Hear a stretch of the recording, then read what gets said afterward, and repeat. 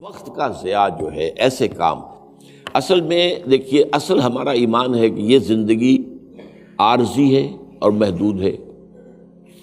آخرت کی زندگی ابدی ہے، بہت بڑی ہے، بہت بہتر ہے.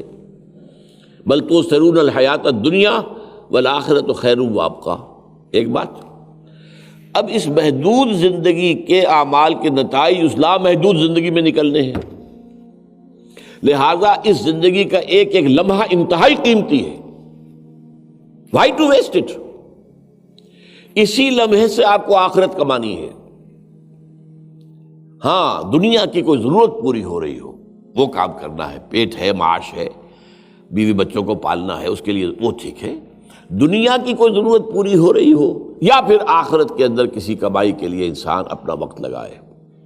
کسی اور کام میں وقت لگانا یہ وقت کی ناقدری ہے، وقت کی ناقدری ہے. اسی کو قرآن مجید میں سورہ مومنون کو شروع میں کہا گیا ہے، قد افلح المؤمنون الذین هم فی صلاتهم خاشعون الذین هم عن اللغو معرضون. لغو ہر وہ کام ہے جو کہ اب لغو ہے، یعنی اس کو حرام نہیں کہا گیا ہے، گناہ کا لفظ نہیں استعمال. لغو وہ ہے جس کا کوئی فائدہ نہیں، کچھ حاصل نہیں.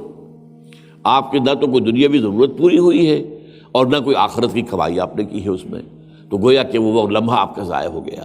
تو اس حد تک تو میں ماننے کو تیار ہوں. اسی میں وہ چیزیں بھی آ جائیں گی جسے آج کل ہم کہتے ہیں پیس ٹائم، وقت گزاری کا مشغلہ ہے. بھائی وقت گزاری، یہ وقت تو بہت قیمتی شے ہے، اس کے ایک ایک لمحے سے فائدہ اٹھاؤ، اس لیے کہ اسی کے ذریعے سے تمہیں اخروی جو ہے وہ جو اس کے ثمرات ہیں وہ حاصل کر دیں.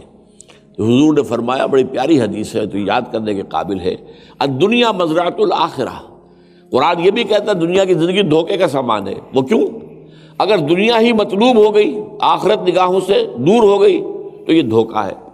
اس نے آپ کو اصل حقیقت سے دور کر دیا، دھوکہ دیا ہے. لیکن اگر آخرت میں یقین ہے تو یہی دنیا ہے، یہاں بوؤ گے تو وہاں کاٹو گے نا. اگر بویا ہی کچھ نہیں تو کاٹو گے کیا؟